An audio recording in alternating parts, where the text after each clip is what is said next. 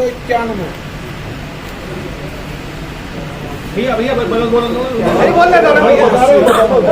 त्यागी की वोट मिली है 754, 18 vote cancel है और हरिंदर को मिली है 892। बहुत बढ़िया, बहुत बढ़िया।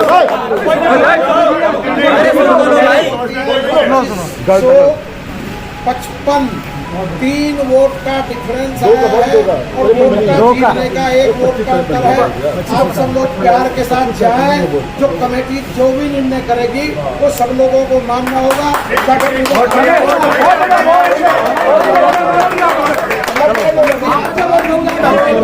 सभी साथियों को जय भीम। मैं अरविंद कुमार, आप देख रहे हैं अम्बेडकर प्राइम चैनल।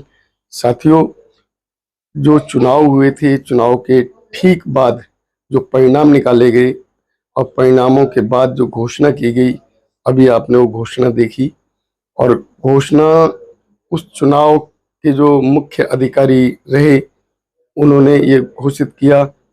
और घोषणा होने के बाद ऐसा कभी नहीं हुआ कि कभी भी कोई दोबारा चुनाव कराया जाए। लेकिन जैसे ही ये एससी कैंडिडेट जीता, एससी कैंडिडेट के जीतने के बाद जो ये मानसिकता आदमी की निकल कर आई, अब मैं आपको ये लिस्ट दिखा रहा हूँ। ये लिस्ट पहले देखें, जिस लिस्ट में प्रत्याशी है, प्रत्याशी को जो वोटों की घोषणा की गई है वो घोषणा इस पत्र में लिखी हुई है और ये डिक्लेयर परिणाम है।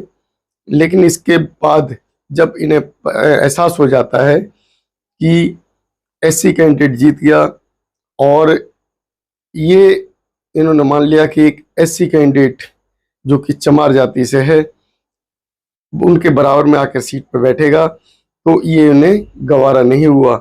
उसके बाद इन्होंने वहां से जाने के बाद वहां से निकल गए और गाड़ी में बैठकर एक वीडियो वायरल किया। जो वीडियो वायरल हुआ वो मैं आपको अब वो वीडियो दिखाता हूं, उसे ध्यान से देखिए।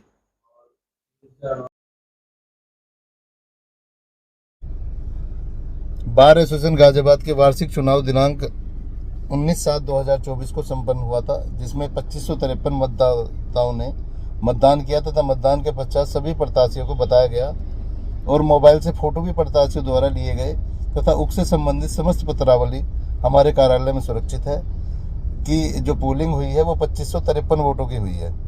मतगणना के पश्चात अध्यक्ष व अन्य कार्यकारिणी पदों पर 2553 मत डाले गए तथा सचिव पद पर गणना में श्री हरेंद्र कुमार गौतम को 892 मत, श्री अमित कुमार नेहरा को 891 मत तथा श्री वरुण त्यागी बयाना को 754 मत प्राप्त हुए तथा 18 मत निरस्त हुए व 2 मत पत्र अवैध पाए गए व कुल मतों की संख्या 2555 हुई। उक्त मतगणना में 2 मत अवैध पाए गए। अवैध मतों के कारण चुनाव में अनियमितता हुई तथा सचिव पद के सभी तीनों प्रत्याशियों से उक्त विषय पर विचार किया गया, जिसमें बहुमत पुनः मतदान कराने के पक्ष में प्राप्त हुआ। इसलिए सचिव पद पर पुनः चुनाव किया जाना बार एसोसिएशन गाजियाबाद के अधिवक्ताओं की एकता एवं अखंडता के लिए किया जाना बहुत आवश्यक है, जिसमें अधिवक्ताओं के मध्य वैमनस्य पैदा न हो। इसलिए निर्णय लिया जाता है कि दिनांक 25/7/2024 में पुनः चुनाव होना सुनिश्चित तय हुआ है तथा कार्यकारी अध्यक्ष / मुख्य चुनाव अधिकारी श्रीमती मृदुला राय त्यागी ने अपनी समस्त शक्तियां सेक्रेटरी को सौंप दी हैं कि आप अपने स्तर से आगे से कार्रवाई करें। मतदान की तिथि दिनांक 25/7/2024, समय सुबह 8 बजे से 5 बजे तक। परिणाम व तिथि 25/7/2024 को शाम 6 बजे के बाद उसकी मतगणना होगी और निर्णय भी उसके बाद घोषित कर दिया जाएगा। धन्यवाद। अब आपने ये जो वीडियो देखी, इस वीडियो में कुछ जातिवादी सोच कि किसी तरीके से एससी कैंडिडेट जीतकर हमारे बराबर में ना बैठे, वो सोच पैदा करने के लिए समाज को जो कि छोटी वर्ग में उसे छोटा ही रखा जाए, उसे उठने ना दिया जाए, उस वर्ग के साथ भेदभाव किया गया।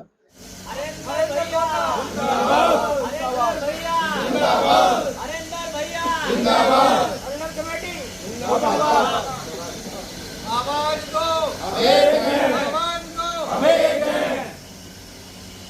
और भेदभाव करने के उद्देश्य से इन्होंने उस चुनाव के जो परिणाम घोषित हुए थे उन्हें दोबारा चुनाव कराने के लिए घोषणा कर दी। और घोषणा करने के बाद कि जिससे ये ऐसी कैंडिडेट हार जाए, ये पूरी मंशा थी। वकील स्ट्राइक पर बैठ गए।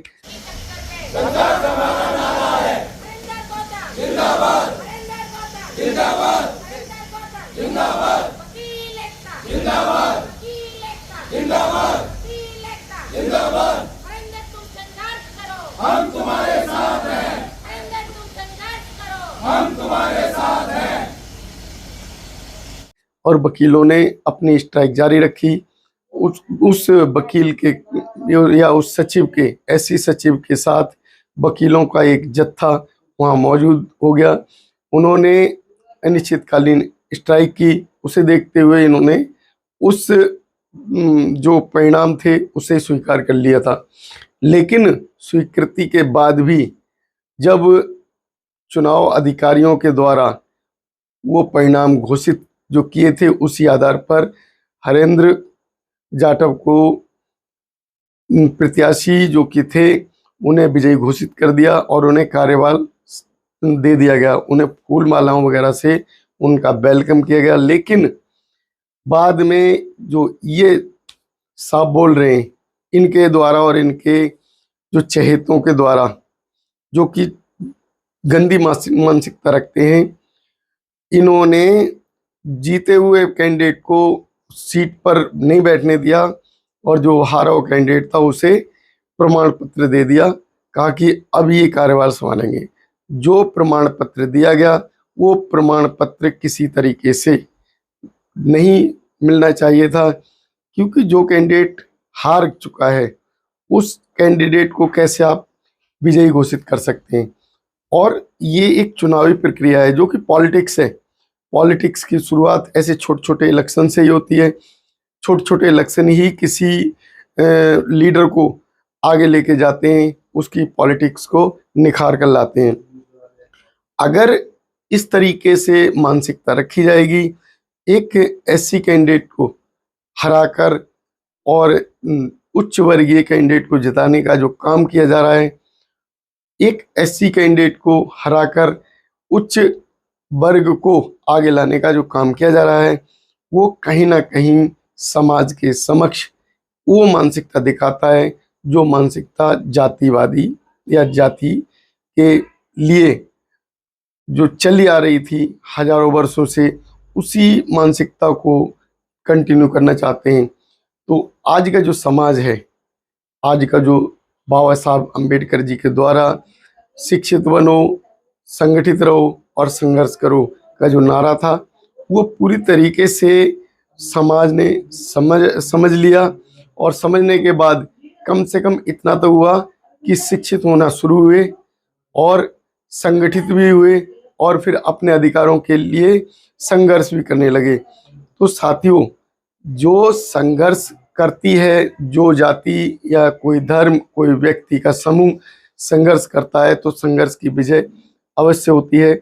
संघर्ष में वो शक्ति होती है जो अन्याय के खिलाफ आवाज उठाने के बाद उन्हें शक्ति मिलती है, यानी कि जो उन्हें विजय मिलती है वो कहीं ना कहीं ऐसी विजय जो कि समाज को एक नया दिशा, नए निर्देश उस ओर लेके जाती है। तो ऐसे समाज को जो कि दबा कुचला रहा हजारों वर्षों से, उसे प्रताड़ित किया जा रहा, आज के समय में भी कहीं किसी जगह तो उसको डरा के धमका के उनसे हक छीन लिए जा रहे हैं, कहीं उनसे जमीन अपने नाम करा ली जा रही है, कहीं एससी कैंडिडेट के एससी व्यक्ति को पेशाब पिलाई जा रही है जूतों में डालकर, कहीं मूछ रखने पर हत्या कर दी जा रही है और कहीं अपने पास बैठने नहीं दिया जाता।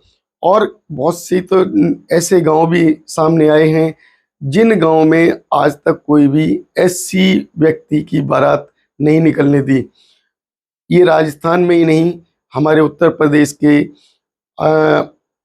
मुजफ्फरनगर जिले में भी ये घटना सामने आई कि आज़ादी के 76 साल के बाद भी बाबा साहब के द्वारा दिए हुए संविधान के बावजूद उस गांव से कोई भी एससी की बारात नहीं निकली थी।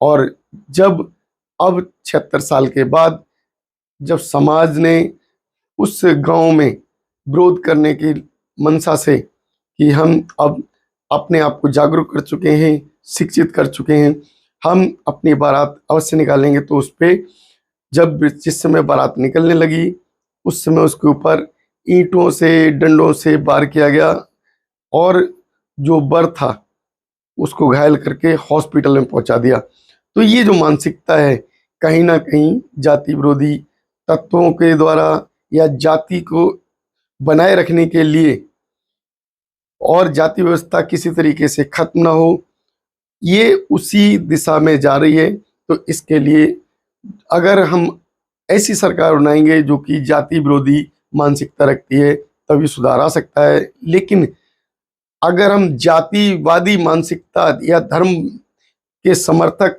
को लेके आएंगे और सत्ता में बिठाएंगे तो अवश्य हमें अत्याचार सहन करने पड़ेंगे। तो अगर आपको अत्याचारों से मुक्ति चाहिए तो इस जातिवादी व्यवस्था को बदलना होगा, जाति विरोधी बनना होगा और जाति के पक्षधर ये सरकार है, इस सरकार को हटाना होगा, तभी हमारा उद्धार हो सकता है।